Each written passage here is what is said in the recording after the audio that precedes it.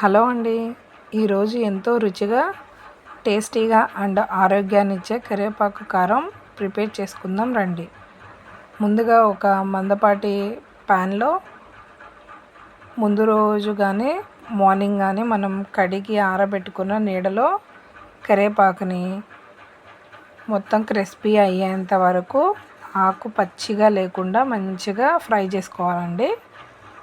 అప్పుడే మనం పొడి చేయడానికి నిల్వ ఉండడానికి కూడా సరిపోతుంది. తడి లేకుండా మనం మొత్తం ఇలా వేపుకోవాలండి. వేపుకున్న తర్వాత ఇది ఒక ప్లేట్లో తీసుకుని పక్కన పెట్టుకుందాము. తర్వాత మనం అదే ప్యాన్లో నూనె వేసుకుని తగినన్ని ఎండుమిర్చి వేసుకుని కలర్ మంచి రెడ్ కలర్లో వచ్చేంత వరకు వేపుకోవాలి. తర్వాత అవి ఒక బౌల్లో తీసుకుని అదే దానిలో కొంచెం ధనియాలు కొంచెం పచ్చివాసన పోయేంత వరకు వేపుకోవాలి. తర్వాత దాంట్లో మనం కొంచెం నూములు వేసుకుందామండి. నూనెలు వేస్తే బాగుంటుంది. ఇది బోన్స్కి కూడా మంచిది. పిల్లలు కూడా కొంచెం కారంగా అట్లా అనిపించకుండా తింటారు.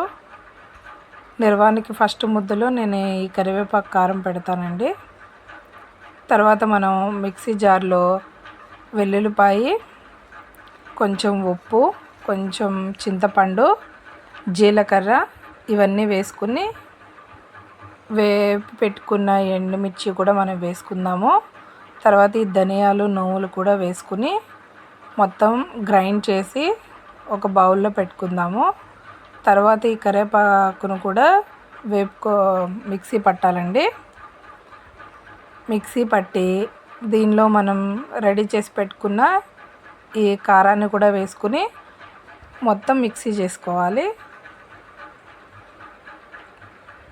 తర్వాత మనం సాల్ట్ రుచి చూసుకుని ఒక గాజు సీసాలో స్టోర్ చేసుకోవడమే.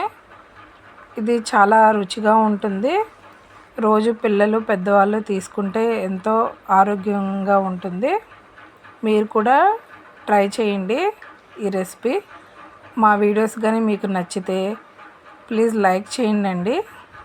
మరిన్ని వీడియోస్ కోసం సబ్స్క్రైబ్ చేసుకోండి. Thank you.